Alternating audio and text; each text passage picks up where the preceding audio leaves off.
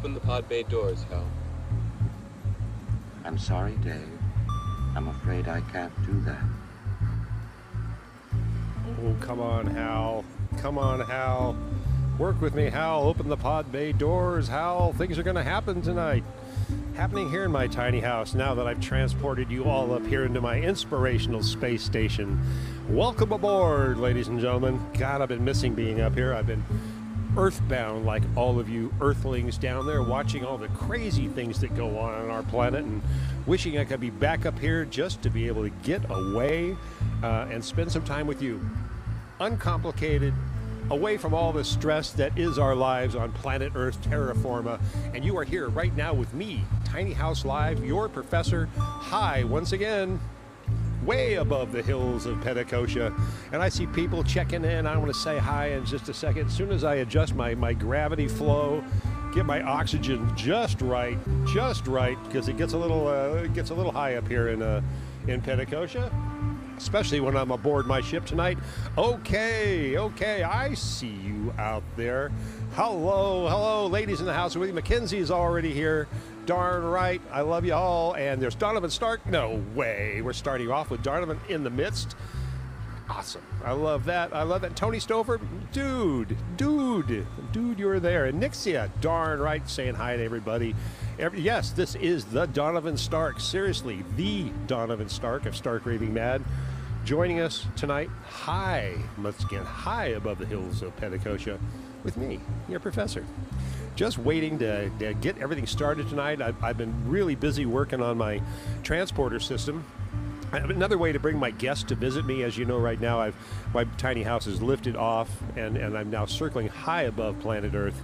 And I'll be transporting at least I'm going to be trying, because it's a new feature for me, trying to transport my guest up tonight. And I'm really looking forward to this whole adventure. And I can't tell you how excited I am. Well, I could, but I don't want to. And wow, Donovan Stark, I love it. Clearly, you are more than welcome in our world, Donovan. Someday you'll co-pilot one of these adventures with me. I'm going to fly up and see if we can get your bus in here as well. Steve Sherrill even popping in. Steve, brother, goodness. He's saying, hi, Tony. We need to talk about getting you some PH gear. You see? Everything circles around what happens in the tiny house up here. We've got commerce going on between musicians and store owners at Stan Roy Music Center.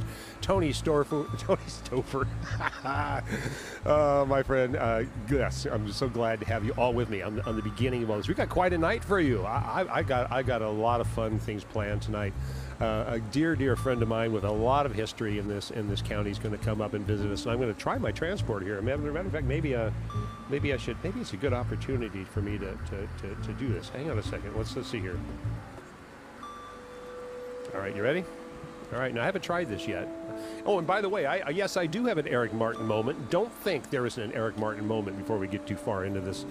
Now, I save it for when we want to begin to be weightless. So, like right now, you feel it?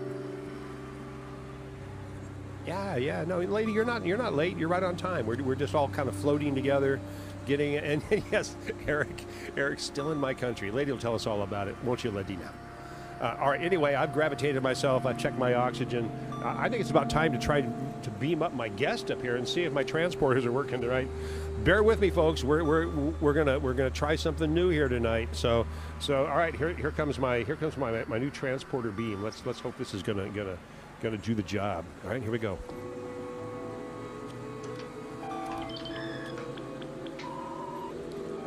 Oh, wait, wait a minute, that's not him. No, wait a minute. Clearly. Hold on. Let me double check. Let's go back one more time. Wait a minute, make sure I got my molecule. No. Hop sing. I evidently brought somebody up from Bonanza. So that was rather jarring for me. Let me change my hyperdrive over here. I think I have my flux capacitor settings incorrectly. We'll try this again and see if I get at least the right molecules put in the right connection. That will be my guest tonight, Paul Riley. But I'm having a little. All right, here we go. We're gonna try it again. You ready? We're gonna try it again just to be sure we're doing all right. All right, here we go. Let's pull together, everybody. Help me transport Paul Riley up to my world. Here we go.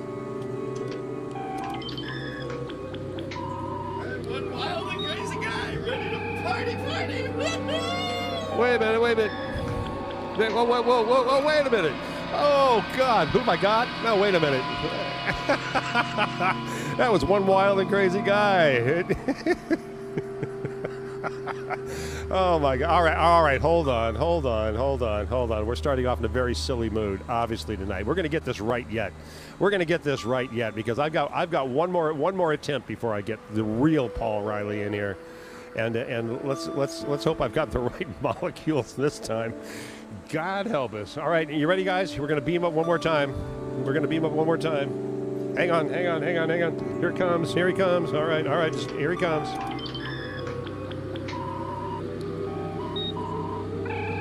Come in, I'm going to kill you! Oh, wait. I'm going to jet him into. I jettisoned him into space. I sent him right back to space. Right back. All right. I've got to try this again. Bear with me, folks. I'm really sorry. I'm trying my best to get my flux capacitor settings correctly, because if part of the problem is transportation in general, and maybe what I really need is a new form of transportation. Let me try this one more time. All right, here we go. All right.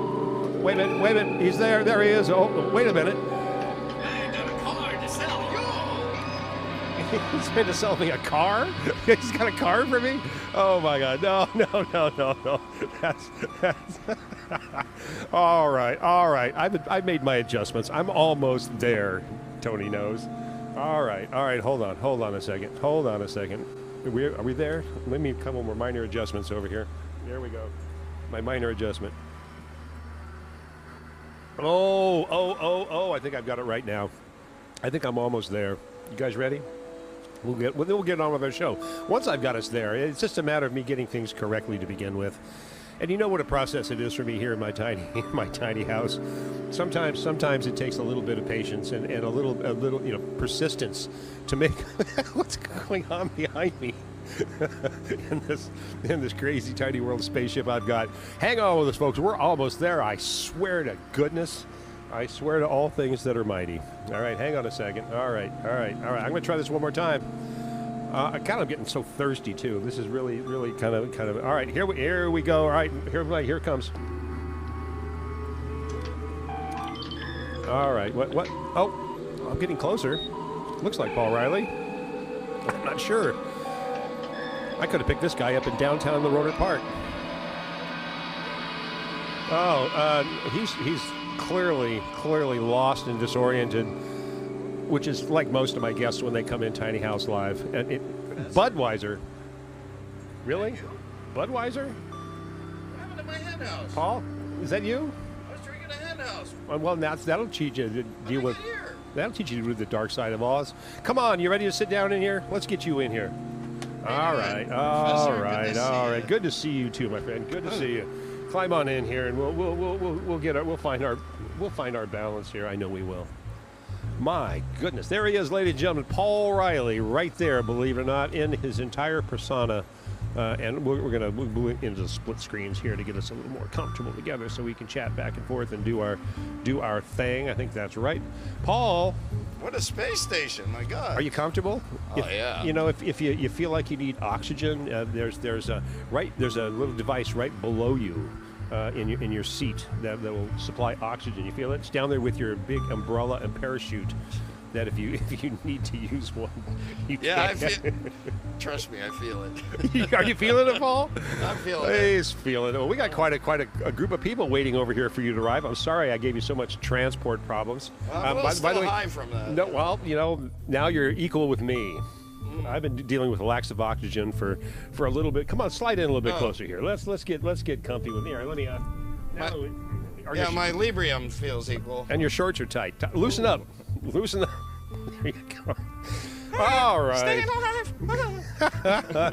You know what? There are a lot of people already here with us, Paul.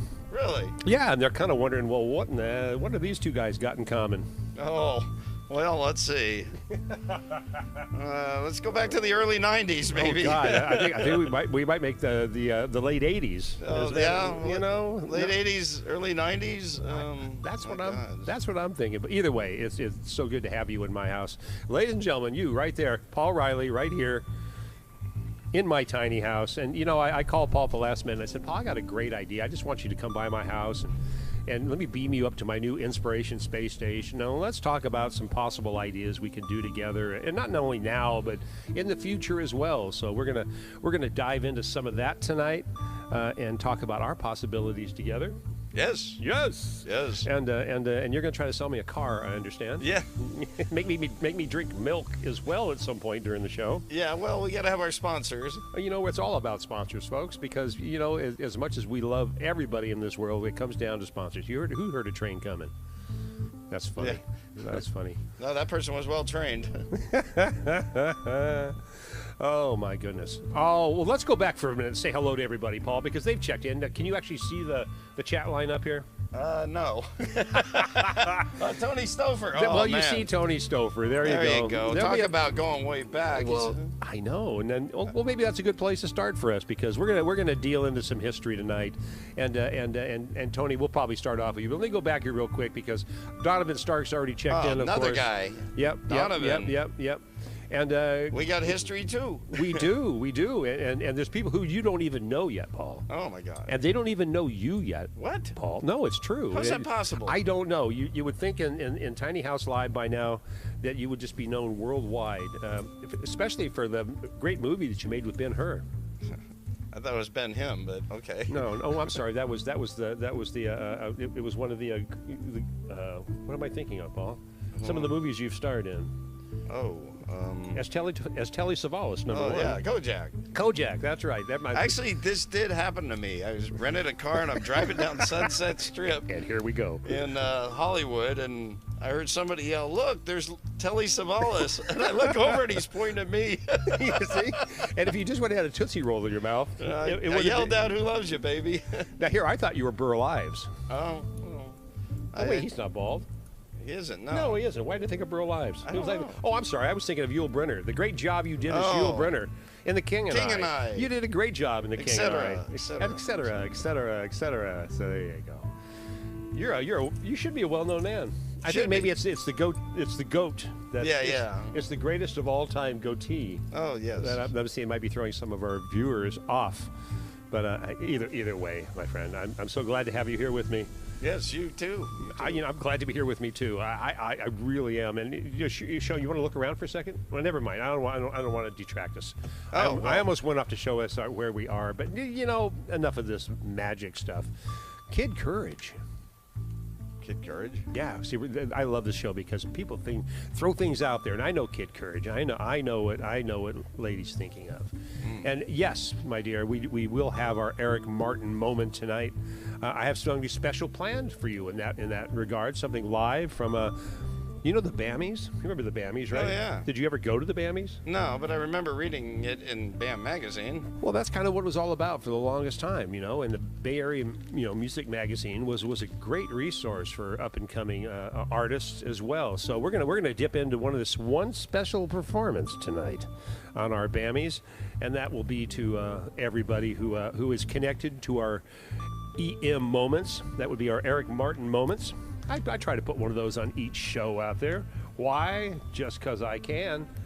And we'll get Eric back in here in no time, no doubt. Matter of fact, in the next month or so, I should be talking to him when he gets back from his greater tour around the world. I haven't seen Isis yet. She'll come in and maybe she can give us an update on where he is tonight. Lady, you probably know where Eric Martin is tonight. Feel free to check us in. I believe he's in Rio. Am I correct? Rio de Janeiro? Could possibly, not Mexico. Must be Rio. Yes, big hearts to you too. Big hearts to you too. You know how we feel about the guy. Anyway, our singer dude. But I've got another singer dude over here, and this guy, does some amazing things. And in a band that I first connected him with would be the band The Feud, and I think that's probably where our history begins. Pretty much. I think actually before The Feud, we had Dana and I started a joke with Chris and my brother Pete, and we were only going to do one gig and call ourselves Johnny Rash and the Saddle Sores. But we became so popular So quickly. which we got booked in the Studio Cafe, which you were the main sound guy for. Yes. So if you could imagine a Halloween, Johnny Rash and the Saddle Sores opening up for Buck Naked and the Bare Bottom Boys, that was one hell of a poster. That's the synchronicity your professor's looking for in life, right there. Yeah, Right. and that must have been incredible. I do remember that show because I mixed it. Yes. I almost had to think about it, and there's so many shows in my head from things I've done in the past that I regret and enjoyed, and that's one of my bigger enjoyments, as well as the Hay Party. We'll get into all that later. But yeah, so glad to have you with me here tonight. Yes. You're a hard-working guy, aren't you? Oh, I love to work hard. He does. My mother always said, work is love made visible. So, Really? And then she'd tell you to go mow the lawn. yes. Yeah, there you go. He's playing the mom card already on the show. That's all right. That's a good thing. That's a good thing. Yes. Yeah. Let me pay some respects to people who are checking in because there's people waving at people and saying hi to everybody. And as you know anything about the tiny house, this is just kind of like a group place to meet and chat and have fun, talk to each other, listen to us, chat with us. Any questions that come up about what's going on and does this really say shy tone or shit tone on my shirt? I'm willing to answer any questions you have tonight. I'm sure Paul feels the same way. Yes. He said, but he wasn't quite sure when he said yes. But those things all come up. Let's see. We have an Eric Martin. He's playing a private gig today. Oh, really? Actually, it's a private gig. You know, eventually I'm hoping to be able to set up private gigs in here too when I reach the point of monetizing my channel. And that means I'm going to make money off my YouTube channel, Paul. Oh, that I'll be able to offer private shows to members who subscribe to Tiny House Live. So the model I'm moving toward as I get closer and closer to monetizing my Tiny House Live and being more legit all the time, Paul. This is the things I'll be able to offer is like private shows from our favorite artists in a very small setting that we can have conversations very easily with as opposed to so many people being involved in the moment. And that's something we'll be looking forward to as I move into the whole monetization, the whole future of Tiny House Live. Future. The future. And there Future is here. Is it? You know, it is here, Paul. You know why? I have a real job starting tomorrow. Tomorrow, I actually report to Oliver's Market in Katati, the flagship market, and talk directly to the store manager and the production manager of Oliver's and find out my position in life in the grocery industry. So are you beaming me down, or am I landing the spaceship with you since you Oh, got to be somewhere no. tomorrow? That's the fun thing. The spaceship does not land. It continually hovers above the Earth, and it dodges all of Jeff Bezos's and Elon Musk's star things trying to survive up there because it's getting pretty crowded up there as far as satellites, especially for little satellites like I've got. You know, so you got to be careful when you're up there dodging the big guys' satellites. But they don't scare me. They don't scare me. I've got a squirrel cage. I don't know what that means, but I saw a squirrel cage pop up from Anna, and I just had to include it in my conversation, much like rhymes and raviolis. How do you feel about that? You're not sure? What rhymes with ravioli? Well, can you think of something that rhymes with ravioli? Rigatoni? That's close enough for me. I'm hungry. Let's go. Oh, and I did make food tonight. Yes, I did. Yes, I did. History with a dunce cap. That's us right here. That's good enough for me. You dunce well. If I would have thought of it, I would have brought my dunce cap in, and we would have just gone off in that direction. Thank you, lady. I do appreciate that. I've been striving for a legitimate career for how old am I now? I'm still in my 60s. We'll go that far. My birthday was last week. And thank you, so many of you, for wishing me well, joining me on my birthday episode a couple weeks ago, and even last week joining in to have dinner with me. I made dinner for everybody last week. Wow. I know. I made meatballs, and I made my own marinara sauce. Wow. Well, you'll find out. I've had your lasagna. It was very good. Thank you. Thank you. It's one of my favorites to make. I use anchovies.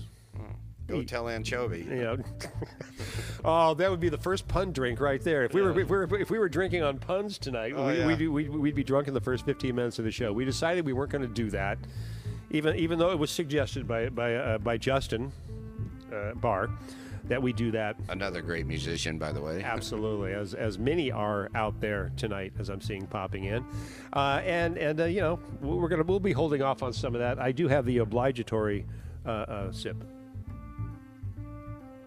It's for sponsorship, Paul. Oh, sponsorship, right? Yes, yes. Sounds insipidous. That's the biggest word anybody's ever used on this show. Really? I think so. Insipidous. Insipidous. It's right up there with anti-disestablishmentarianism. Well, good.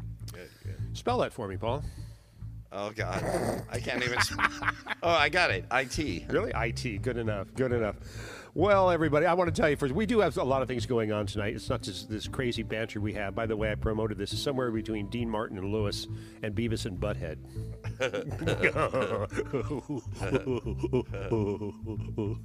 Oh, my goodness. Patrick Murphy. Oh, I see. Patrick Murphy? Yeah, so, well, Sean M. is chiming in saying even Patrick Murphy can't keep up with the drink per pun when Paul's around. Oh, geez. You see, it's why I figured I just can't challenge. Another, I can't challenge you in this. I really yet can't. Another great musician. He was a Rusty Part. Was he? I'm grasping for a joke in there. No. I had a band called the Rusty Parts. That's right. That's right. He was one of the Rusty Parts. Oh my goodness. Oh my goodness. Well, we have a lot of stuff like that to talk about, Paul. Tonight, you're going to help me find my way back through the history of my life in engineering and bands. We're going to talk about the feud. We're going to talk about some shows together that we've done in locations together. Matter of fact, you have an artifact. Hold that up, and we'll get back into this. But he said, "Do you still have my guitar neck from the Mystic Theater show?" And I said, "You know I do, my friend. I've been keeping it with me for a number of years now, waiting for the moment to give it back to you. So tonight is the night that I've represented Paul with the neck off his acoustic guitar that he broke on stage, folks. On my 50th birthday. On his 50th birthday. At the that's Mystic. right. At the Mystic Theater. I was engineering the show, and I watched him mash up this acoustic guitar, smash it like Pete Townsend on stage. It was truly inspiring. Yes, I always wanted to do that. Well, it worked really well, and I grabbed that. John Hyatt wouldn't have been proud, though. No. But Pete would have loved you for it. Yes. So, but it was. Well, late. I did it for Pete's sake. Hold it. I think that's what's going to happen, folks. Every time he makes a pun, I'm going to have a drink tonight. Uh-oh. I'm not going anywhere tonight. Where am I going? Who knows what's in that glass? Can you get a DUI in a spaceship? No, you really can't, because there's no regulation of speed. There's no miles per hour in space. I can go as fast as I want to, Paul. Yeah, but you're drunk.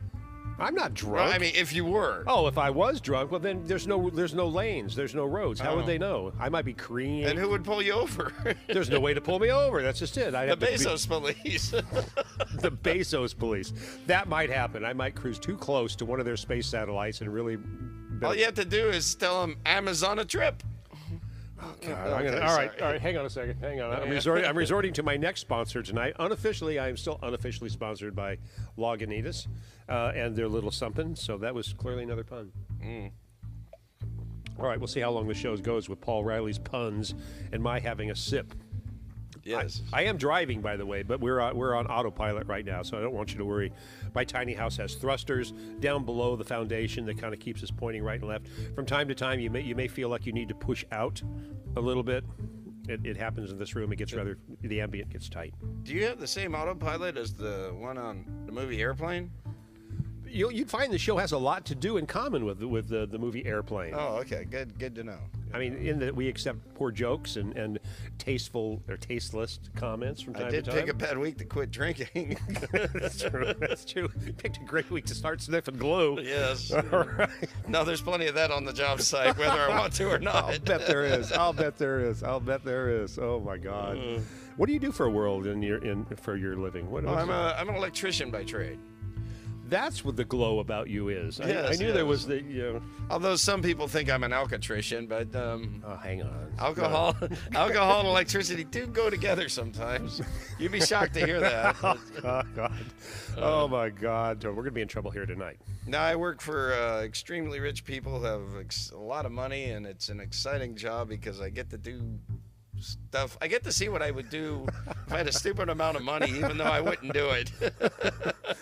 Isn't that what we all want in life, Paul? That's what I want from this show, the ability to do whatever I want to, whenever I want to, and have you people drop into my life and say, what up with him? Now I get to come home and relax in my very humble abode That's slightly bigger than this spaceship. You are a single tiny house dweller as well, Yes, aren't you, to yes. some degree? I mean, you're not a standalone unit. You're not on wheels. No, it's a real house. Yeah, you know. Tied to another house.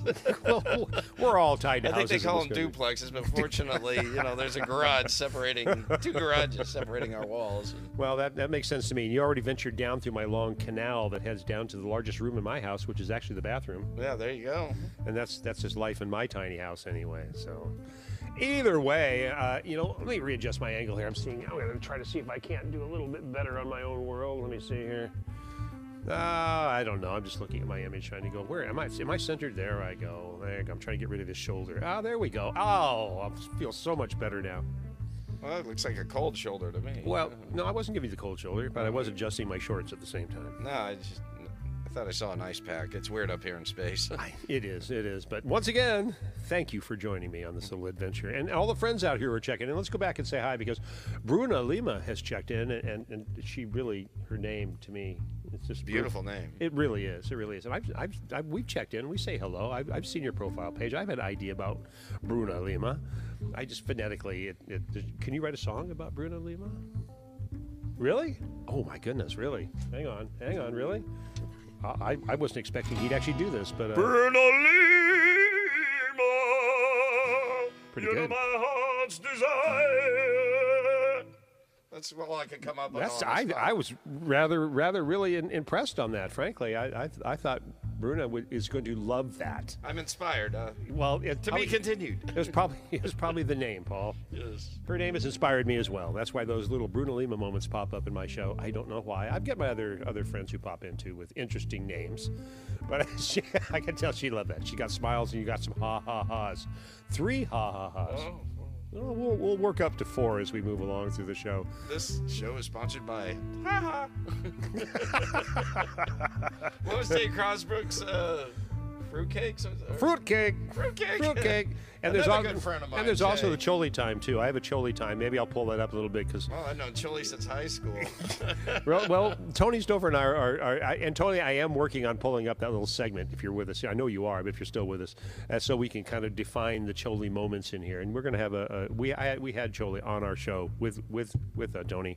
We had a great little interview. We're going back and editing that up into something more perfect, and introducing some more Choli moments in Tiny House Live. I've had some Choli moments. Tell me about your Choli moment. Well, Tony and I worked at a guitar factory in the 80s, and I had this horrible accident with my fingers and cut off this little corner and this little corner. And, wow. And but we had gigs, and you played it anyway. And no, Choli came and saved the day and played the last couple gigs we had, and then the band broke up. And I mean, hell, how can a band survive without me?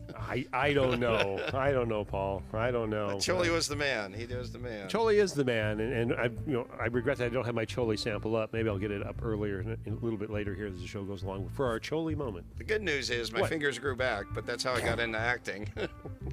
Brilliant! It's like a lizard's tail. Do they really grow back? Yeah, me I see. just cut a little bit of skin off. Missed the nerve, so Well, you were lucky. I was very lucky. It's the reason I stopped being a tool and die apprentice in my earlier years, because I looked around one day and everybody around me was like this, and I went, oh, wait a minute. I want to be playing bass. I don't think I can play bass when I've only got this on one hand. And I thought I better really evaluate my Yeah. tool and die apprenticeship. It's like the woodworker who went to the bar and said, "Bartender, I'll have 4 beers." Too soon. Hold on, no. It was worth a sip, though. It wasn't necessarily a pun. Carpenters hate that joke. I got it. It made sense to me. Oh, God. Oh, my It goodness. made sense to me. Oh, wait, what's happening? You are getting messages from outer space. The CIA. Really? Well, evidently there's some people checking into our show tonight from outer space as well as around the planet. And I have no idea what happened, but it's just, what? You are getting messages from outer space. I warned you. We're out there above the planet. My hearing's not too good. They want to see my A? That's what I heard. Shall we go into Studio K and we'll show you the Studio A? No, we won't. A? A? That's in Canada. That's a Canada thing. Oh my goodness. Oh my goodness. All right. Well, my goodness, this show is going to roll by so quick, and that's why I knew that I wouldn't call this an hour show. Oh. I told people it'd be an hour and a half, which, you know, in my world, that's a good thing, because what I am trying to do is get up my viewership. I am trying to get up my subscriptionship. Is there such a word? Subscriptionship? Yes. All right, thanks. I'm trying to get up my subscriptions on Tiny House Live and ViralMediaArt YouTube channel that you're watching right now, so I can be legitimate, Paul. I came up with a word. What? I thought it was a real word, but I don't think it is. Heavy dutier. Heavy dutier. It's something I strive to be. Every day I wake up in the morning and go, how can I be more heavy dutier? And there you go, the muscles enacted. There you go. That's heavy dutier. Well, you're a working man. You got to do that. You work in this position where you sit down a lot. Your heavy dutier is in a whole other direction than on your arms. Yes. I don't know what that really means, but I'm impressed. Thank you. With your muscularity. Yeah. I've actually seen you on stage with your shirt off. You're not afraid of that, are you? No, I am now.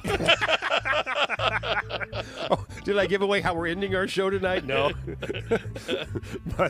but I do have a good closer for us tonight to wait on as I build up the suspense of a show that we did together at the Mystic Theater, and I'm going to go back and play a little bit of that to round out our show at the end. In the meantime, we'll be going and harkening back to collectabilities we have, and even a commercial that Paul has for us. But I think it might be time for us to no, not yet, my friends, not the EM moment yet. I've got at least a couple more minutes before we dive into that. Oh, I try to hit it near the bottom of the hour, but you know I can't be so much on time. You do lose track of time when you're in space. Have you noticed that? I lose track of time on Earth. There you go.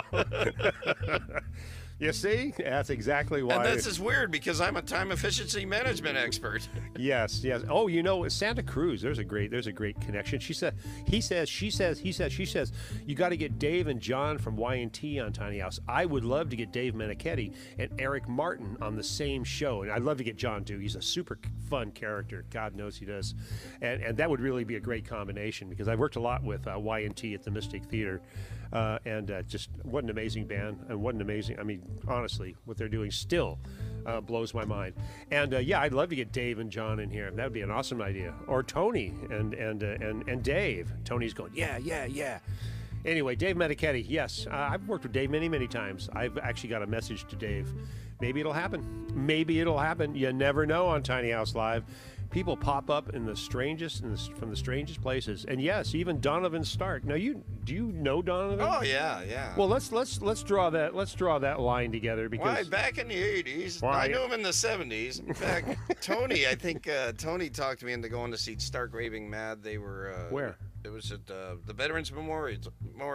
Oh, I think we were still in high school. In Santa Rosa? Yeah. Oh, God, the Vets building. It's the worst sounding venue, if you can call it a venue in our county. Well, they sounded good. But he says this is a must-see band. It was a battle of the bands, but they weren't in the battle. They were the feature. And I think Gary Peel even sat in on that one. It was amazing. Nice. That was my introduction to Donovan, and I've run into him over the years. And then sometime in the 80s, he joined the Sneakers, and they rented my studio. So Donovan and I kind of I don't know, had some conversations. Yeah. Say, hey, aren't you that guy? One of the talented Stark brothers? Yes. God, they did amazing stuff, and I actually have some great recordings that Donovan has given me from those early years, featuring the lead vocals of Eric Martin. Yes. And that's how we drew that line in here when we started having conversations originally with Tony on the stove on the show, and it was really a fun time and a fun show when we started drawing the lines between Stark Raving Mad and Eric Martin and Tony Stouffer and all the bands in our county. In which case, you've been one of those perennial bands in our county too. Well, I've been in bands, I think, since either 79 or 80. Yeah. The first band I was in was a top 40 band, and Wendy DeWitt was the keyboard player, if you can believe that. Wow. And me and this other guy, John Carpenter, switched off on bass and guitar. And my brother Pete was on drums. But Wendy was the first person to tell me I could sing, because she did all the singing in the band. And then we were trying to get new songs, and I said, well, let's do this song. And they said, well, how's it go? So I sang it to them. Like, dude, you got a voice. So the time we broke up, I think, was singing almost 60% of the stuff. But thanks to Wendy, I'm a singer. Well, thank you, Wendy DeWitt, and she's got a name out there. God knows she does. Yeah, she's always been oh man, let me tell you though, she had a Hammond B3 with a rolling. That thing took up 90. We had to have 2 vans to get to a gig. Yeah, well, that's when you're carrying furniture. Yeah, well, we have 4 people. It's what it always takes. Yeah. Yeah, and that's why so many people chop their B3s into a smaller unit to carry with you. As you know, I can't show it unfortunately on camera, but if you look over on the wall, I do have my foot pedals from the Hammond B3 that it has made its way into my world. So I'm very connected. It's like a work of art. Yeah. Well, I'm not talking Garfunkel. I've turned it into a work of art, living in my little world. It is. Yeah. Well, that's interesting little story between Wendy and drawing it into the feud. And so when did the feud actually start? Well, I am leading up to a feud song. Okay. Well, in the 80s, I had a top 40 band called Unit 31. And then that's when I had my accident, and I was kind of depressed, and my sister talked me into getting into theater. So I spent like 4 years doing Shakespeare shows and doing theater, and then I think I was on a early date with my ex-wife when we were first dating, and she brought me to she said, well, let's go to the Old Vic to see the open mic. And I said, what's that? And so Doug Jane had the Stupid White People. Oh, Doug. And I went on stage and sang, and Dane introduced me, and the rest is mystery. Clearly, they knew when they met you needed to be one of the Stupid White People. Yeah, I felt honored. I agree. I fit in. You know, it was ironically a bunch of white supremacists showed up one night to protest their name. Really? Is that serious? That really did happen. Oh God! I wish I could have seen that. Oh my God! Oh wait, well Steve Sherrill just checked in. Let's say hi to Steve from. Hey Steve, from what a sweet guy. You know, honestly, you won't meet a sweeter guy. Stanroy Music Center, right there, and I've got gear here from Stanroy. I've got a long relationship with my friend Steve, going back with Stanroy's for years, going back to my old sound source above Stanroy's. So we got a lot of history together. And you can't ask for a better guy to give you a good steer in life as well as a good guitar in life. Oh, yeah. I bought a G&L from him last year. I knew if I mentioned a guitar, you'd go, yeah, this one. Yeah. You didn't, not that one. Okay. Yeah. Well, I told him, I was describing the guitar, and he goes, well, there's one just like, there it is.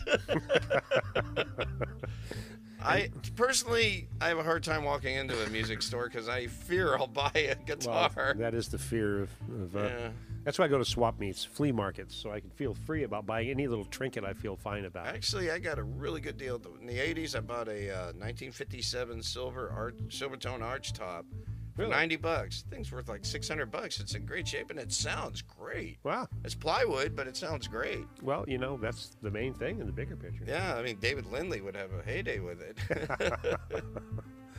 Oh, God. Well, you know what? You wrote a song with the band and called the Johnson Brothers. And when I say Dane wrote that one. Oh, did he really? Yeah. Oh, I'm sorry. Dane. Hopefully he's out there. Let's all wave at Dane right now. Dane is a great songwriter. Dane's a great songwriter and a super great guitarist. Oh, yeah. Last time he was in, he played his brand new dobro that he had gotten. Oh, yeah, that's right. And a previous show, probably 2 years ago, maybe Last even 3. time I played with Dane was the Nostalgia Palooza that you and Patrick threw together. Oh, that's right.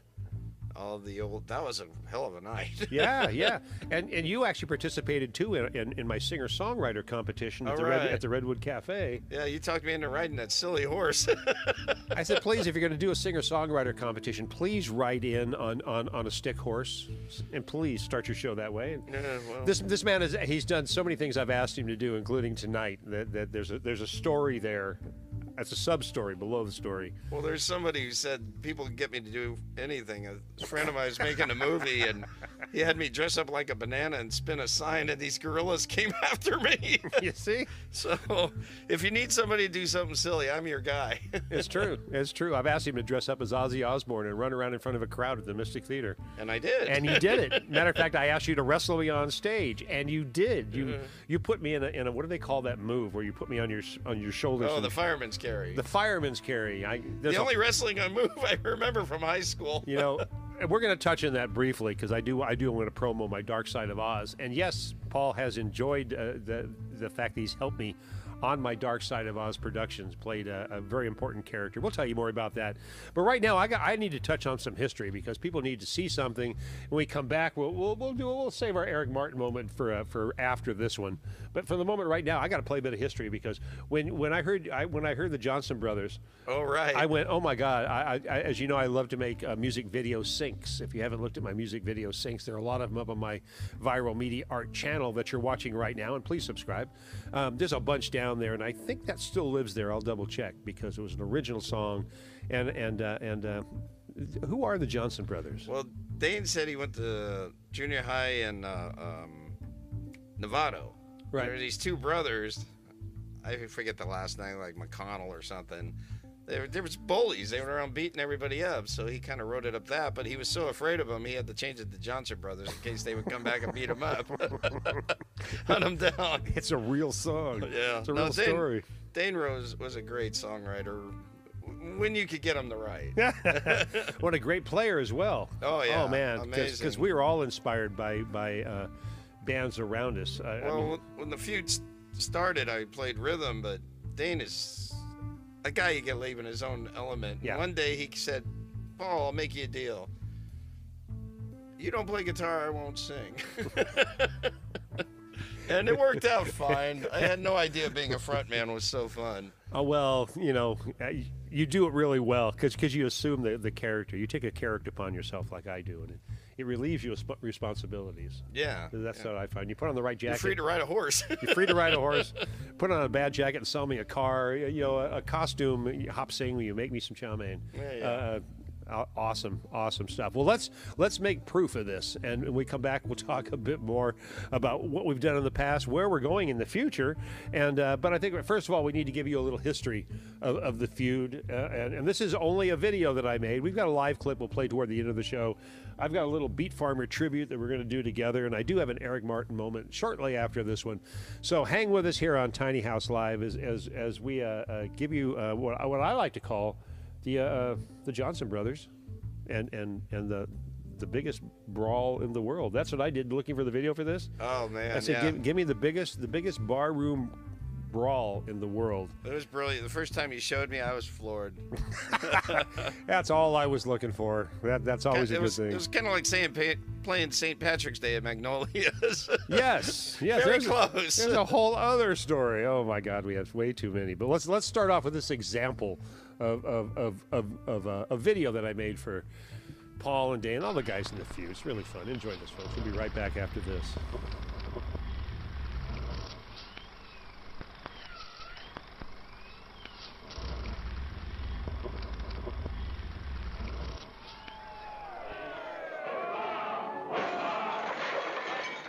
That's for the 5th Kansas Infantry. Say, we chased those fellas so far from Fredericksburg, they ain't stopped running yet. Yeah, but they must have stopped running long enough to get their picture took. Yeah, we chased the 5th Kansas, mister.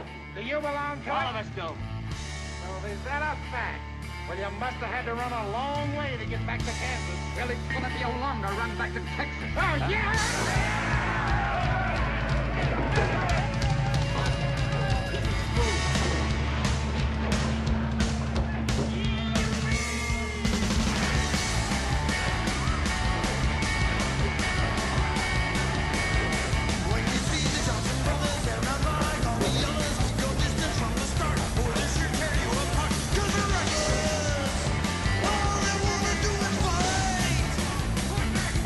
Yeah, they're reckless. They'll knock you into tomorrow night.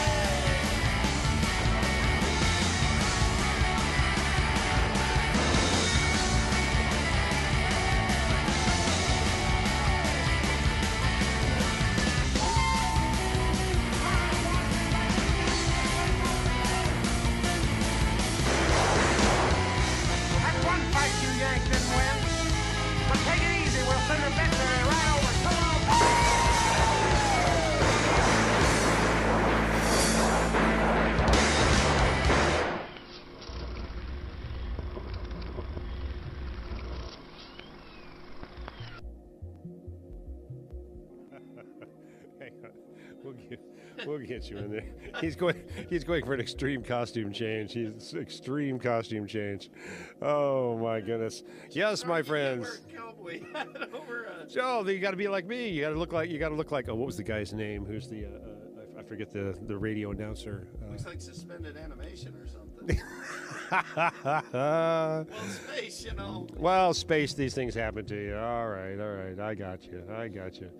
We'll get you in here and connect ourselves back to the reality that is this tiny house live show in the moment. Oh, goodness. There we are.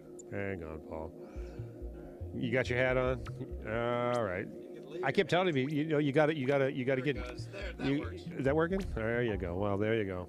What a handsome young man. What a handsome young man you are, especially in our cowboy ass. Yeah, it's rare, other than when Dan Durkin visits me, that I get to wear a hat. That's a silly word. That's a silly word to wear a hat too. Well, look at you. I look like Don Amos. That's the guy I was trying to think of. Remember Don Amos? Yeah, with a hat and I know.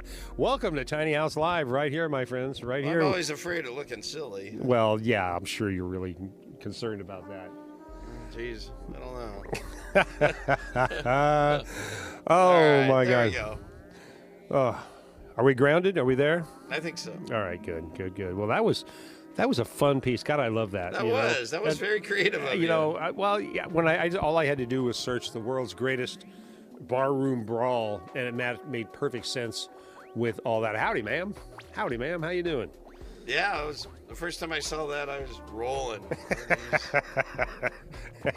Actually, I was rolling when I made it. There you go. You licked that one. I know.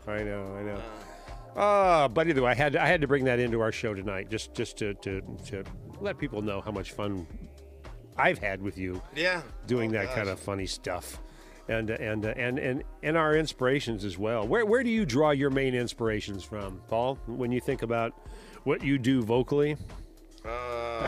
Nat King Cole, Johnny Cash. Johnny Cash. Yeah. There you go. That's an obvious. He was one kind of one of my first inspirations. Actually, in I think it was about 1968. I went from living in a Catholic boys' home to a foster home, and I grew up youngest debate in rock and roll and Peter, Paul, and Mary and that kind of genre. And I didn't know country music existed, and my foster parents were country to the heart. I mean, my foster father loved Glenn Campbell. He looked like Glenn Campbell, and he was a PG&E lineman. So Wichita lineman for the county was his favorite song. Well, of course. So I'm watching TV, I think, one day, and then Johnny Cash came on. I think he did Folsom Prison, and it just changed. My whole spine went numb, and I'm like, what the hell is this? Give me some Johnny voice. Well, my whole spine went numb. Well, I hear that train a-coming. But it's funny, I discovered if I try to sound like Johnny Cash, I sound like John Wayne, like, I hear that train a-coming, Pilgrim. Slap some bacon on a biscuit, let's go. It's a great Johnny Cash or John Wayne line from some movie. I don't know why it hit my head, and it's funny the way it happens. I love that stuff about you. You do have true grit about you. I do. Darn right. So that's how I got introduced to country music, and I fell in love with it. My brothers teased me because they were into rock and roll, but I watched probably every Johnny Cash episode. And my foster parents bought me a Norwegian elk hound, and I named him Johnny. Serious? So that was my first dog, and I fell in love with dogs that year, too. Really? Yeah. It's amazing what music does to our lives. Yes. Oh God, I know. Well, people are checking in, saying hi. Oh, Junior Brown. I love Junior Brown. Oh yeah, I do Junior Brown. I've worked with Junior so many times at the Mystic Theater too, and what an amazing talent. I mean, his band. Talk about less is more. Let me do something real quick. What do you got? This is a Junior Brown song.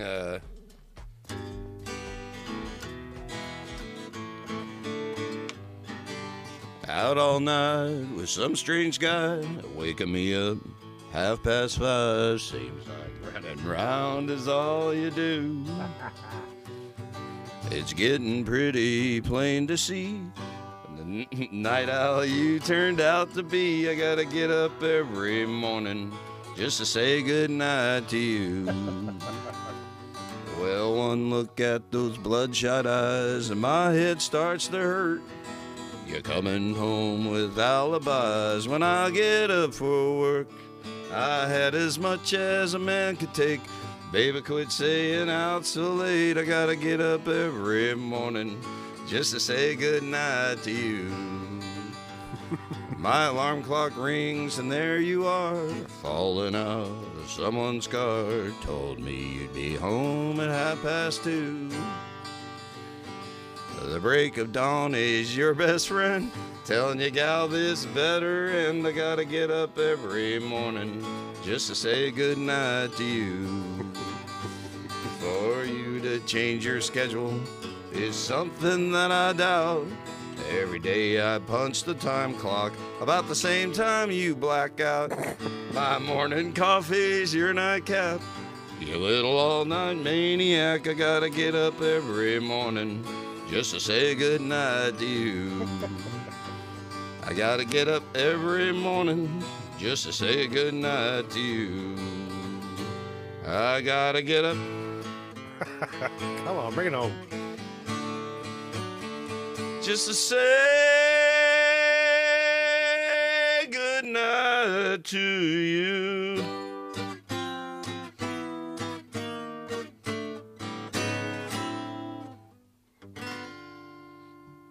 That reminds me of a milk commercial. Should I do it? Yeah, let's do a milk. All I right. need a commercial. All right. Well, this is our sponsor. Yes. Oh, there's room if I lift that arm up. Oh, yeah. When I went to the JC, I had Ed LaFrance as a teacher in radio production, and he was awesome. He really, I think he's still out there doing something. He was a great teacher. He owned KVRE not at the time, he had sold it, but, so we had our own little thing. So this is a jingle I wrote for Mother's Milk and Dairy Products. Thank you. Cut the cheese, slice the butter, get the milk from the udder. It's all you need for your appetite. Dairy products like no other from who else but your mother. It's time you treated your body right. Skim the fat, churn the urine. Goodness, that'll make you yearn and give you the feeling that you just want more. Dairy products that you need, satisfaction guaranteed. So head on down to your local store. Mother's Milk and Dairy Products made me what I am today.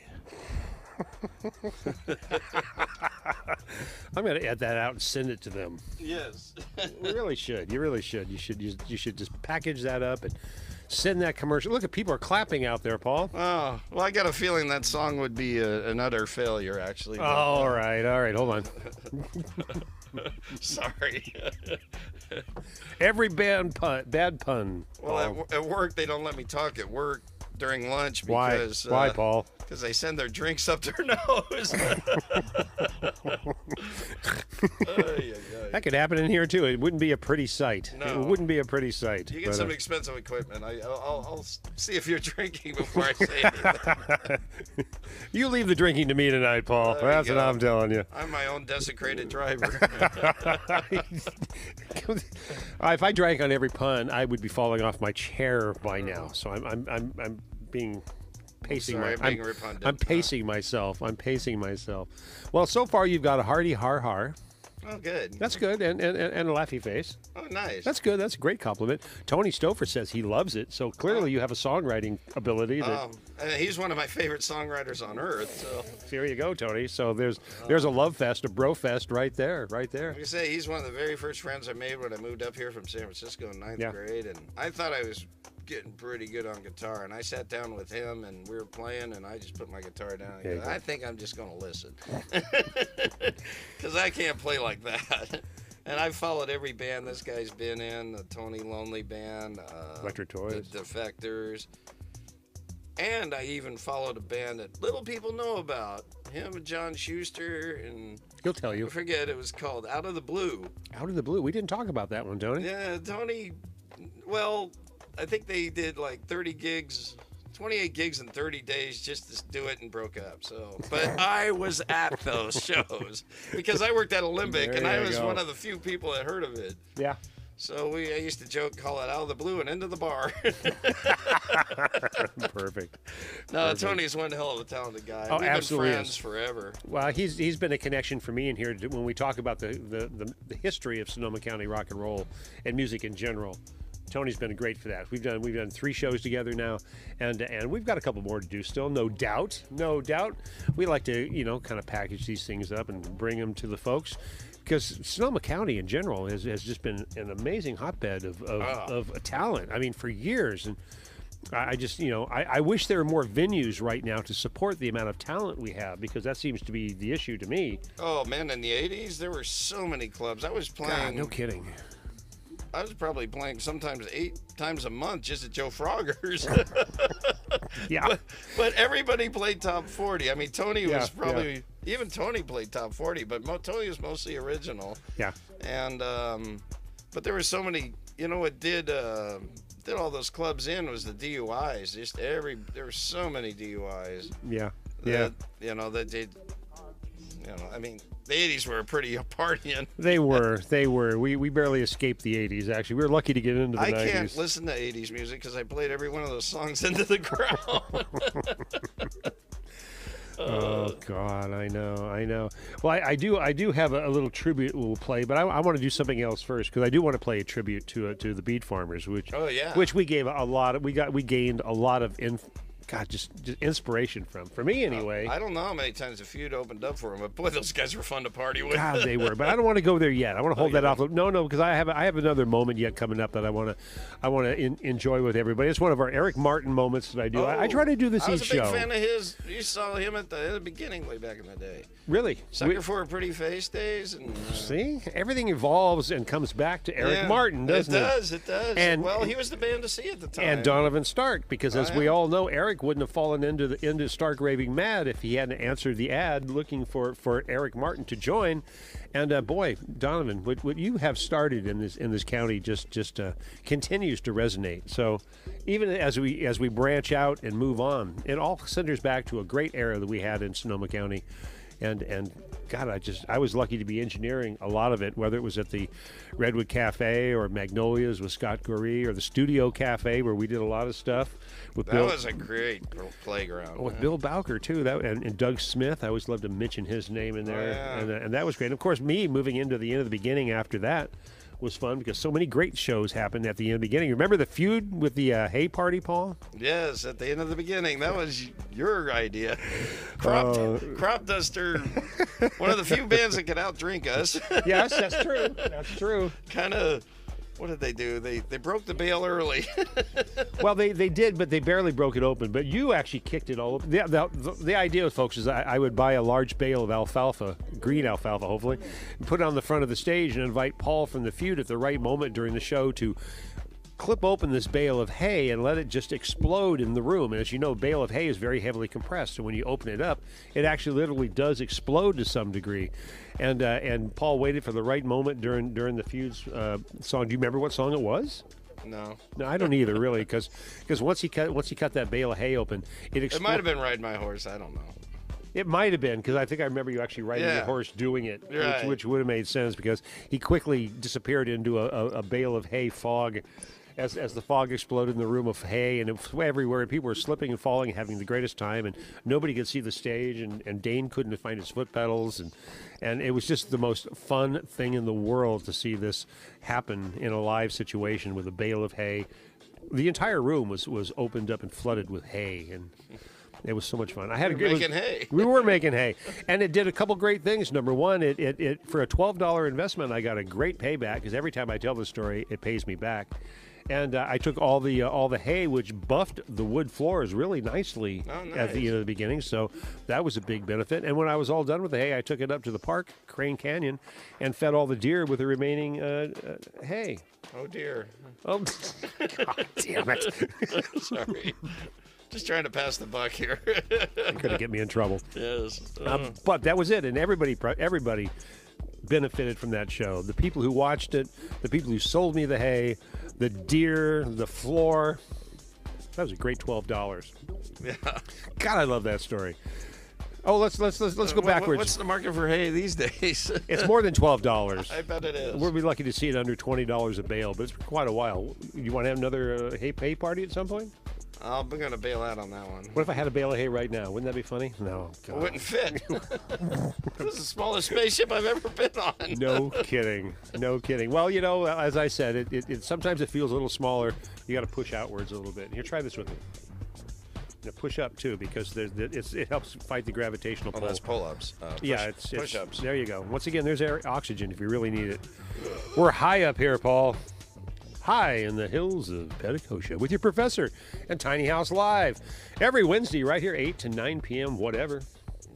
Clearly, we busted the 9. I knew this would be an hour and a half show, and I actually on my happy birthday show that I did on my birthday, which was March 9th, I did a 2.5 hour talk fest. Wow! Thanking every single person who wished me a happy birthday on my Facebook personal page. I read the whole page, thanked everybody individually. Really, really fun. By the way, all the shows, Paul, if you want to go back and watch them all, which one did you watch today? A little bit of the Eric Martin one. Probably the Christmas show, the Off-White Christmas. Yeah, we did a great show. Matter of fact, there's the cue I was looking for, Paul. That's why I fed that. That's why I fed that to you. Okay. You see how my mind works? Yes, well, that's why you're the professor. That's why I'm the professor. Darn right. So, yes, all right, guys, sit down. Oh, I know it. Stand up. Put your hands above your heads. Scream like you've never screamed before. Because, yes, my friends, it is time for your Eric Martin moment. As you know, each week I try to pull out something from the greater universe around me that is EM involved and try to see what I can bring to you. And tonight I've selected this one. That's why I mentioned the Bammies a little while ago. You see how our past reoccurs into our future? It's amazing. It's amazing the abilities I have in my tiny house. And you're here with me, right here, the professor in Tiny House Live with my guest, Paul Riley, right here.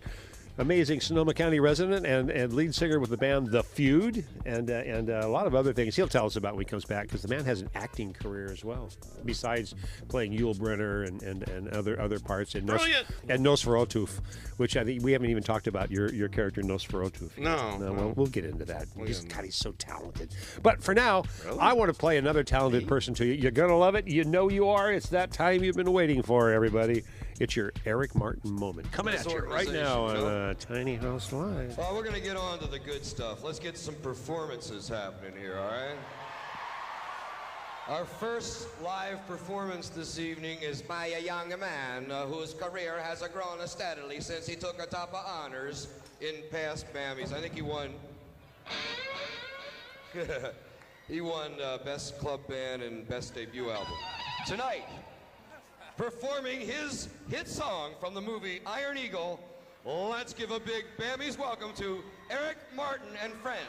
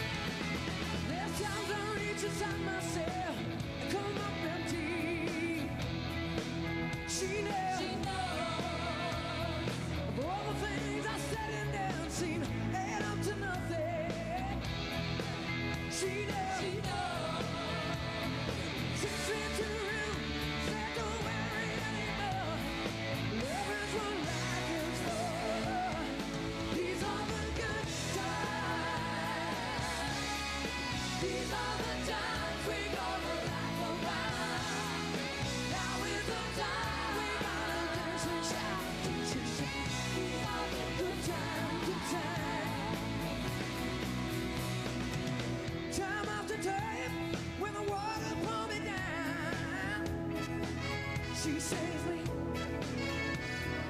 All the storms of another day, round to midnight like a hurricane. Saves me. Takes me to a room, said to worry anymore. Love is what life is for. These are the good times. These are the times we gonna laugh about. Now is the time.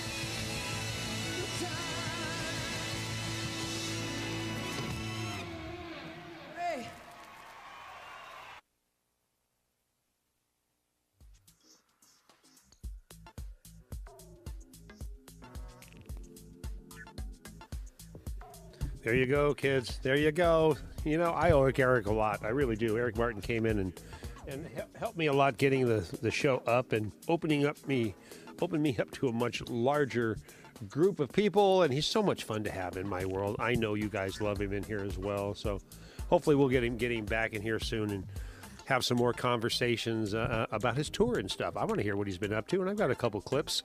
You know, you're more than welcome, lady. Thank you for enjoying that, as I know you all do when I do our little EM moments. I try to bring one up in each show just because I love him too. You know, I'm following him around the world, and I love to see what he's bringing to us. You know, I try to lean into it as often as possible. You got it? Hey, I haven't seen Isis in here tonight. That's unusual, isn't it? Huh? She's always with us. She might. Oh, I wonder if she's off at that private show with Eric. That could be. Who knows? Let's go back on the tiny house thread line here, Paul. What do you say? You with me? Sure. Why not? Why not? Why not? Because Way we're past my bedtime, but you know, there's no bedtime in space. There right? is no bedtime in space. Now, if I open Is there a bedpan? Well, there is. Yes, underneath the bed. Good. Amazing as it should be. Good. But yeah, I can't really let you out because if I did, it'd just be a void in space, and you'd fall. And as you know, there's really no gravity in space, so really you'd just be floating. Oh well, that's all I do on Earth. That's right. Well, let's go back on the thread here a little bit because there's so many people who've chatted in. I love to connect everybody with the show, and I love you being here with me and sharing these fun little moments we're having together, not only with Paul Riley, but our little Eric Martin moment. And, of course, we already went back and saw some of the feud's early work with the Johnson brothers. I still have one more little tribute I'm going to do to the Beat Farmers.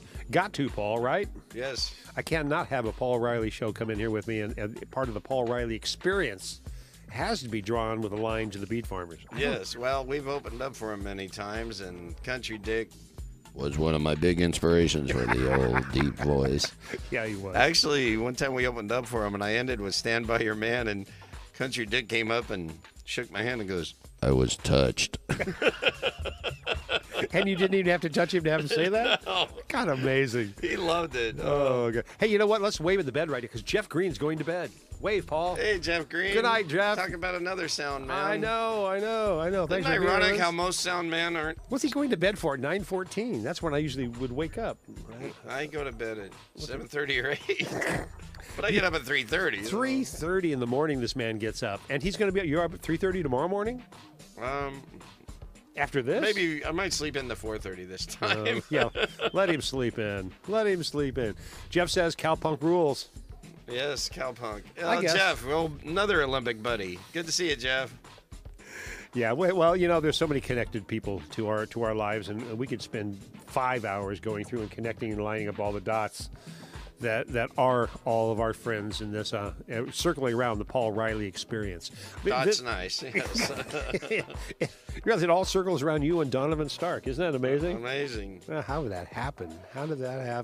And yes, cowpunk does rule. Although I kind of tend to think of it sometimes as psychobilly too. Yes. Yeah. And yeah. I mean, I think the Reverend Horton Heat was the king of psychobilly. No, he truly was. I mean, we were privileged to open up for them in the Mystic, which I'm sure you did sound for, but Right. Dane had a really hard time getting Reverend Horton to sign it. But really, once Dane showed him all the other signatures, he's like, oh, okay. Well, he didn't want to do it because he didn't want to ink up it was like 63 garage. Oh, really? He felt bad about signing it. Yeah. Oh, no. But once he saw the other signatures. But there was a hole in the guitar. Country Dick signed it. I was here. That is so much like Dick. Yeah. To do. God, well, you know what? I think there's no better time, actually. We're going to go back for a second and thank everybody because Jeff's gone to bed. All right. So Good to let's see you, Jeff. Good night. And we've had some great people check in. Tony Stover was saying, who got that boy in the tiny house? Who got that boy in the tiny house? I'm backtracking. I'm not sure which boy we're talking about. Paul Taylor? He mentioned Paul Taylor is there. Did he? Maybe that was it. But I don't know. We've had so many fun people come in Tiny House Live in the past 3 years now. I'm now in my season 7. You realize that? Wow, jeez. And I get about 2 years. What season were Dane and I in? I think you're in like season 3. Oh, okay. I think. I know it was early on. I've evolved a lot as you go back and watch any of my shows. We haven't. Well, that's why I bring you up here off the planet into my little personal world, just to find out what's changed, Paul. Where are we these days? Still living in the same cave. The same place? Same cave. I know where your cave is. Are you still in the same cave? Yes. Okay, all right. I know how to find your It's cave. kind of Neanderthalic, but hey. It's true. It's true. It's true. Well, you know what? What you just mentioned, we're building up. I think we're building up to a Country Dick, Montana, and Beat Farmer tribute time. I'm looking at my clock, going, I'm going to try to keep up some sort of pace going on, and there's no better place than throw it all away and have a Country Dick moment with the Beat Farmers. Can we? I tell you, let's do something before we start this. Let's both relive each a Beat Farmer moment that we've had. You tell me one that you've had a personal experience with the Beat Farmers, okay. and then I'll tell you one, and then we'll play. You go first, Paul. Tell me your Beat Farmer moment. Well, we opened up for him at Magnolia's, and then Country Dick, being the classic performer he was, had the audience carry him to the bar. Love that. And he's standing on the bar singing. He goes, "Bartender, give me a shot of Jaeger." So the bartender hands him the bottle. He takes off his hat, pours half the bottle in there, drinks it out of his hat. They carry him back to stage. The whole audience carries him back to the stage, by the way. And he went on to put on the most phenomenal show. God. And he could sit the entire audience down and make them sit on the floor in the middle of a beer-drenched... Oh, right, at the Studio Cafe. At the Studio Cafe and Magnolia's with Scott Gorey. Make them sit on the floor in this beer-soaked environment and tell them campfire stories. Right. God, there were some... I remember he says, "There's a moon." Actually, there's 6 moons. Well, Country Dick Montana, he's passed, unfortunately, and died performing. He did. I think we all kind of knew that would happen. Yeah, well, he knew he was going. That's why he put out that album, "The Devil Lied to Me," before he died. Great album. There's some great material out there that was released after his passing. Oh, really? Yeah. Okay. He knew he had to make one last album, so. That's right. And man, I'm telling you, he did. And they were such an amazing interactive. That's what I really enjoyed about the Beat Farmers. They were so audience interactive, as you'll see in this clip I'm going to play. Beer soaked. People would buy 2 beers, one to drink and one to pour on the band. That's what made them so popular with bars, because the people would actually buy pitchers of beer to throw the entire pitcher of beer at Dick when he would be singing songs like "Baby's All Liquored Up," which is where we're going next here. So we're going to get this little tribute under our belt, come back here and chat a little bit more and catch up with some friends watching us right now. And thank you for joining us here on Tiny House Live tonight with my special guest right here, Paul Riley, doing what he does so best. Professor. Or is it... Where is he? Where are you? Where am I? I'm over here, Paul. You I see? can't- Oh, you pointed me. That's your there you go. There you go. The professor. Is it time to try to see if we can make our fingers touch? Here, no, watch. Look at the mirror. Look at the. Wait, we're good. Look at that. Oh. There you go. All right, we are in control of our time and Life space. in space is weird. It is. I thought it really was is. weird on Earth. No, it's even weirder up here, Paul. That's why I bring my guests up here. Well. I am going to be transporting you back down there eventually. You know. Oh, okay. It's a small house, and only one of us can I really got live splaining to do to the boss tomorrow. You got some splaining to do, Ricky. All right. Here we go. Here's your Beat Farmer tribute, folks. If you don't know the Beat Farmers, shame on you. I want you to Google search. I want you to YouTube search some more stuff. But this will give you a great introduction to what Paul and I have done so many times together in so many environments and so many different clubs. Either work with, open up, or mix the Beat Farmers. Country Dick Montana, Baby's All Liquored Up. God, what a great song. And believe me, if you personally can't relate to it, your loved ones certainly can. This is called Baby's All Liquored Up.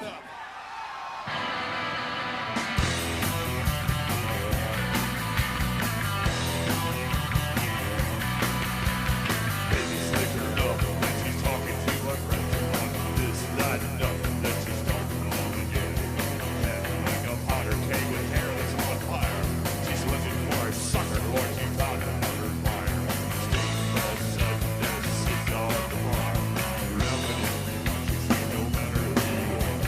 Yelling at the cops, now she's going too far. She just blew her lunch in my new car. She's all liquored up. Oh, baby's all liquored up. She's all liquored up. Oh, how'd she get that liquored up?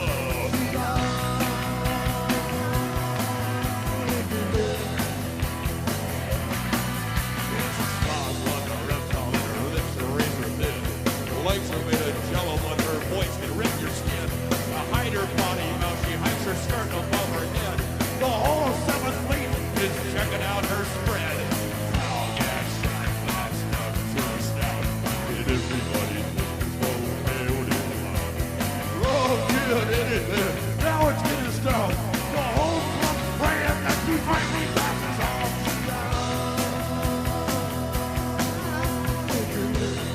Baby's all liquored up.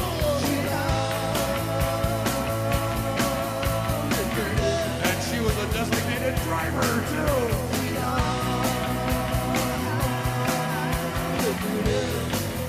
Wow, liquor joint.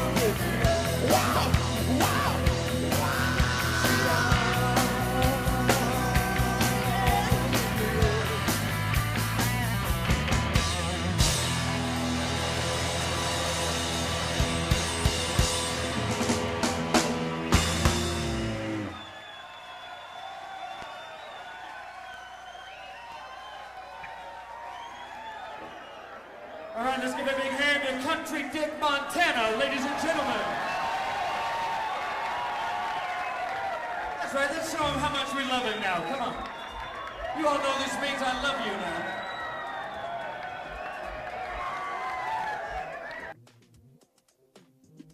We love you too, Dick. We love you too, Dick. Darn right, darn right. What an amazing talent. I mean, Yeah. who could do that, Paul? I mean, you could do that, Paul. Well, he inspired me. I know he inspired you, but if there's one person who I've always thought, well, you could pick up in the shoes and take off from there, you could do that. But it's kind of been done, and boy, Dick, you know, he did his thing. That's a lot of drinking. I had Scott Gurry on my show from Magnolias, where we've done so many shows together, and Scott and I reminisced a little bit. Matter of fact, I played this clip for Scott when he was here because it's such a great piece of live video. It could have been shot at Magnolias. It looks like it was shot at Magnolias. It wasn't. It was actually the Belly Up in San Diego, home base for the Beet Farmers, as well as the Cardiff Reefers, which was my story to tell you. Connecting the Beet Farmers was we did a great show at Magnolias, the Cardiff Reefers. I was at that one. Were you really? Yeah. Oh, there you go. It was rock, reggae, and the Beet Farmers doing their cowpunk thing, and we both played it the same evening. And I think actually we opened up for the Cardiff Reefers, who I was engineering on tour with, ended up opening up for the Beet Farmers. It was so much fun because I love Beet Farmers engineer Tom Ames, who was engineering at that time, and we had fun ourselves. And boy, they played back and forth between the two of each other. Reefer bass, drinking bass.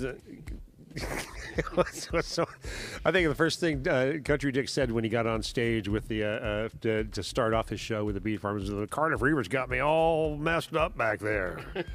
And then the Cardiff Reader says, well, they could drink us under the table, but we could sure smoke them under the table. It was such a fun exchange. They were both San Diego bands, so there was already like this connection. So that was a lot of fun to be a part of, and a big part of history too, for that matter too. God, some of the stuff we did during the 80s and 80s, just amazing to me. So 90s were a fun decade.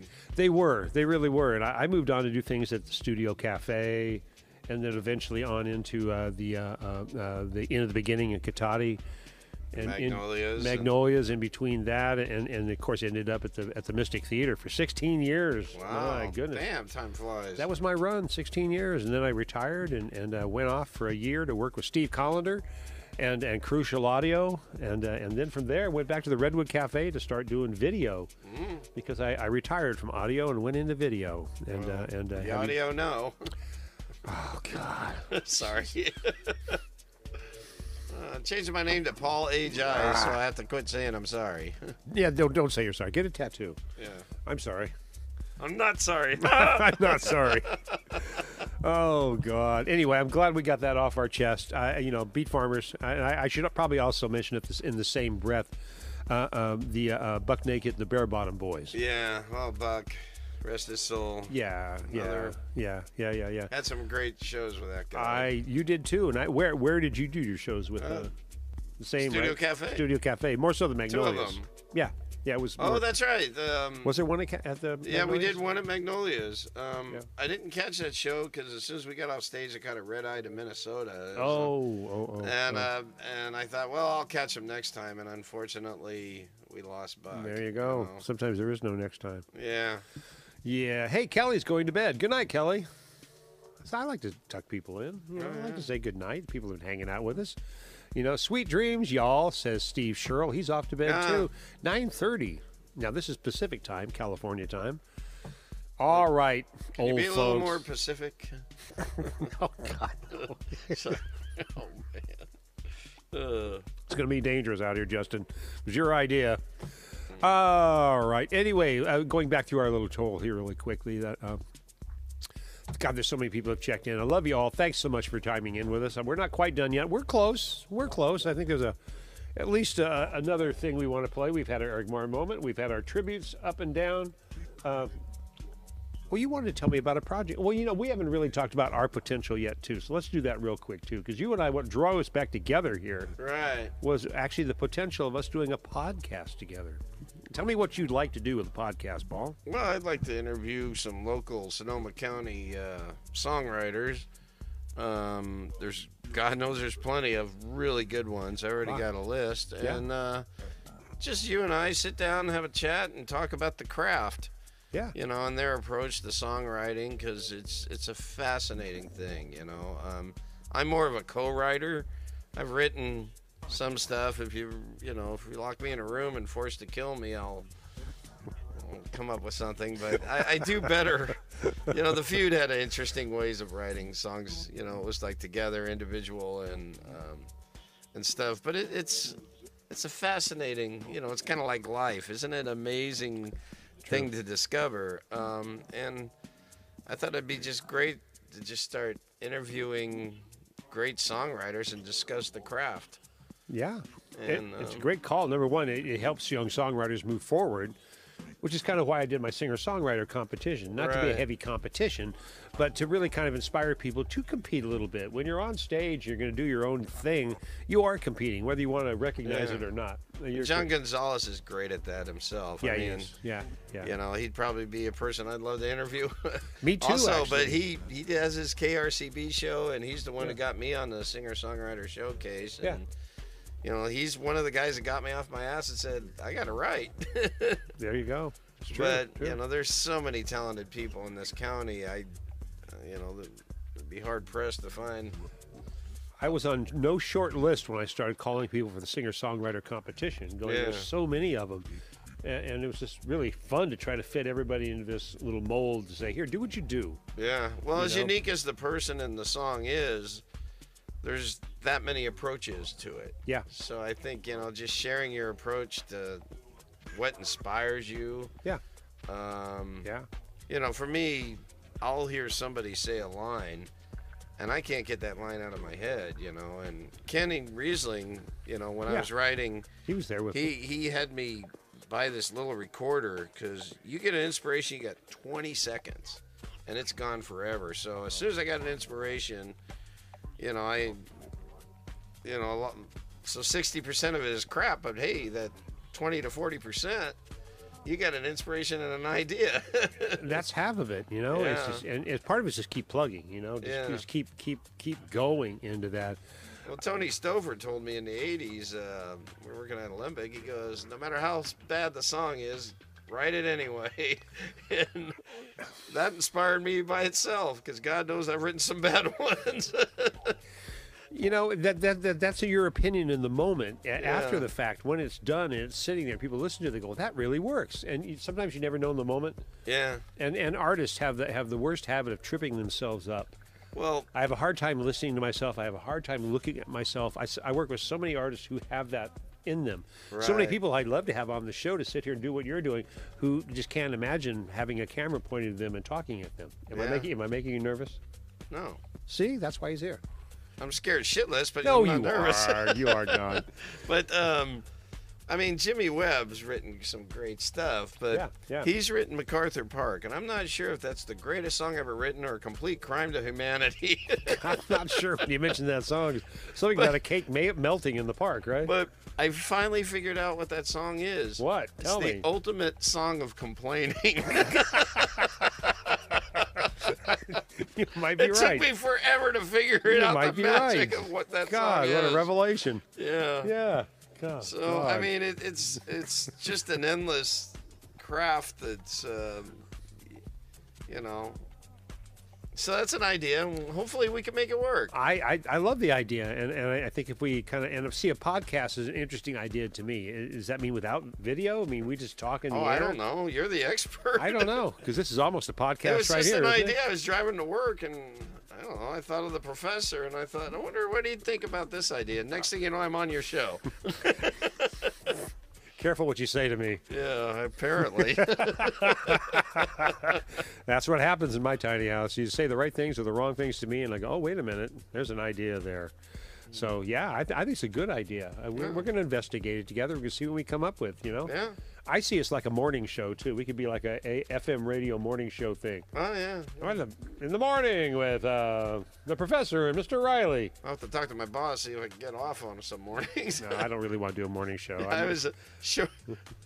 There's no shortage of work out down there on that planet down below, at least not for electricians. Well, that's good for you. I'm starting my new job tomorrow. At least I go into Oliver's and I find out what they expect of me. Well, be careful. If they make you a bagger, they won't let you choose because baggers can't be choosers. Oh, God. Sorry. Oh, man. That was bad by my standards. It was. But it still qualified as a bad pun, so it worked in my realm.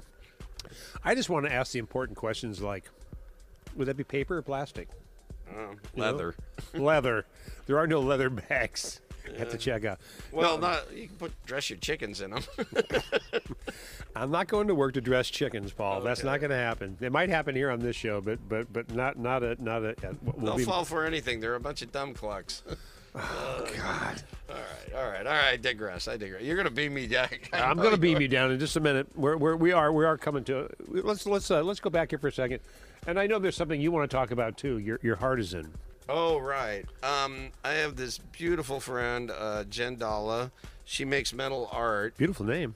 And well, it's Jennifer, but we call her Jen Dalla because she's a big inspiration. And she sells positive affirmation metal art. She's a metal art artist, and she came up with this beautiful idea where we get children.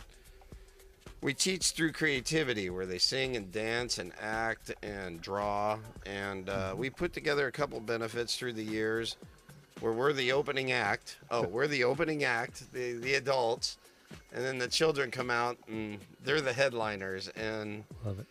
I'm helping her, raise money and awareness for her beautiful project.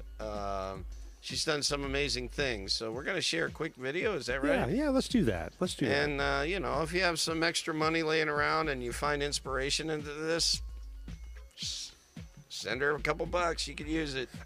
Contact me here at your professor at Tiny House Live. I'm glad to pass that along. Okay. Yeah. How can you find me? You can find me pretty easily. You can just it's at basically facebook.com/Tiny House Live. That's how you reach me personally.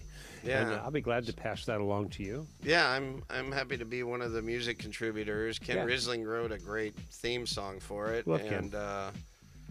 And Jen, I'm doing music with her also. So I love it. I love it. The beautiful woman, very talented. I love it. All right, let's do that. Let's do a little piece here. We'll come back and we'll finish up our world together and check in our reality. Here's a Artisan. Artisans. I love this. Here you go. Have a listen. Be right back.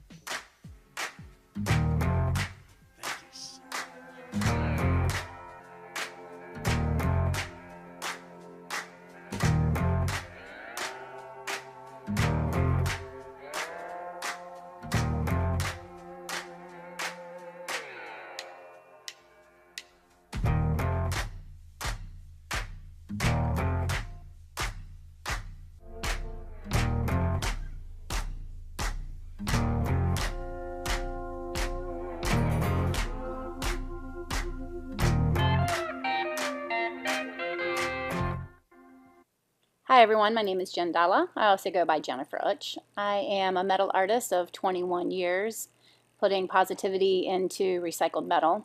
You might know me from my jingle truck that I roll on down to the farmers market in Healdsburg every Saturday. Because I'm just a kid at heart, I wrote and published a children's book a few years ago called Wings to Fly. It's about an owl named Scooter who can't fly, and his mission in life is to teach kids to believe in themselves. In 2018, I started Sparkle Time, a summer camp for kids, and it was so much fun that we extended it into the school year every Wednesday. Sparkle Time is project-based, and we follow California's visual and performing arts standards. In October of 2019, we experienced the Kincaid Fire in our community, and this sparked the second children's book called Shining with Resilience, which I published in September of 2020. As a child, I used art as a way to express myself and to process emotions such as fear and trauma. I've used the creative process my entire life. It is my mission to nurture children with the song of their own heart and giving them the creative process so that they can live their most fulfilling life on their own center stage.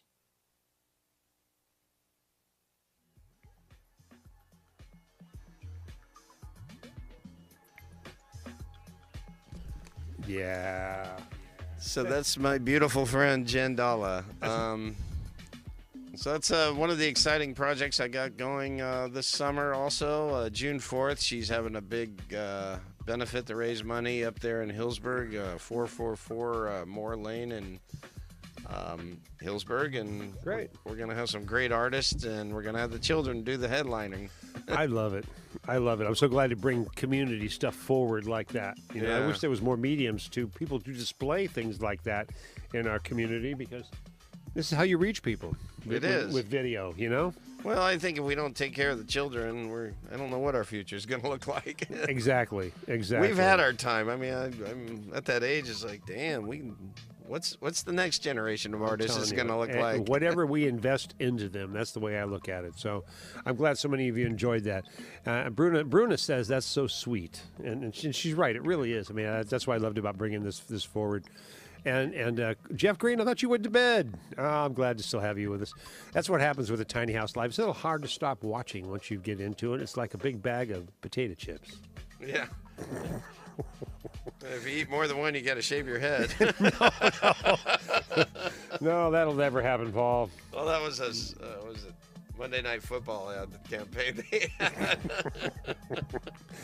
Oh, I guess. Well, I was glad to touch on some of those bases with you. So that's a big part of our show tonight. And you know what? I think we're kind of fast approaching that point, Paul. We've kind of related our tributes, not only to you and the feud, and for all. Give me the band's list names. Who's everybody in the feud?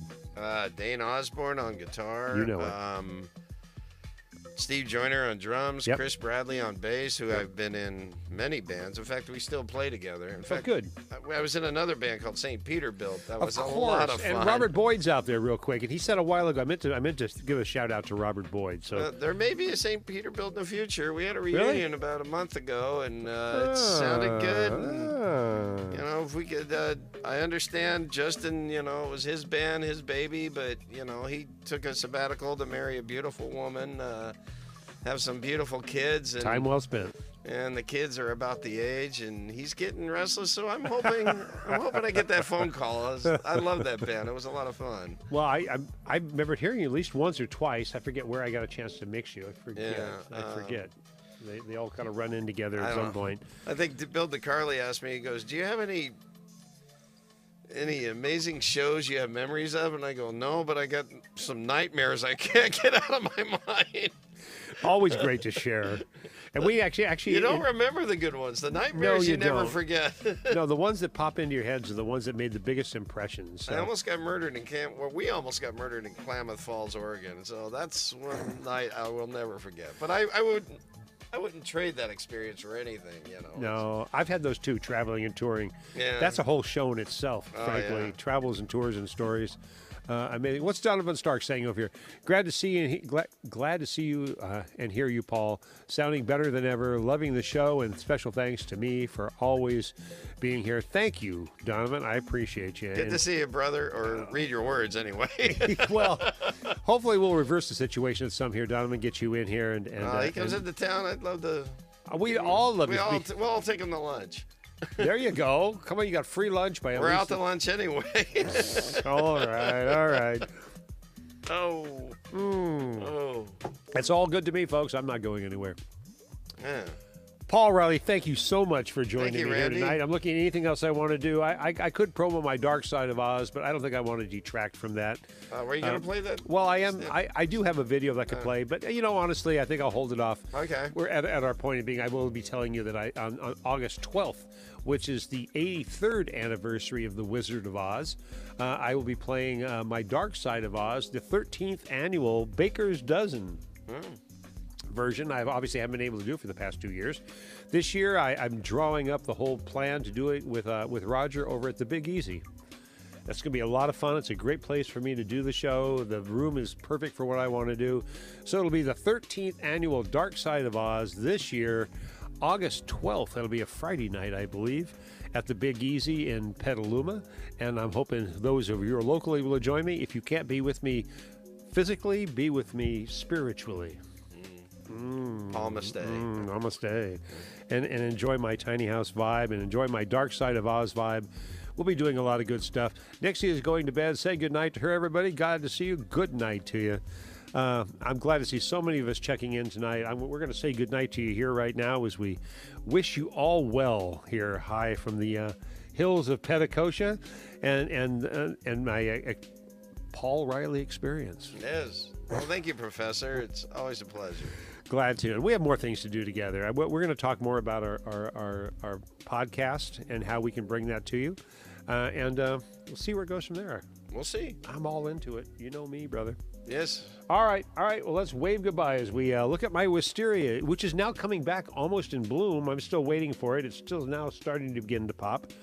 The full purple wisteria is already in full bloom here in Petticoat.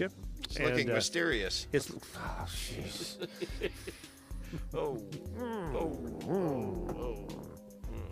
I needed that one though. Thank you. Yeah, you're welcome. Thank you, Punmeister.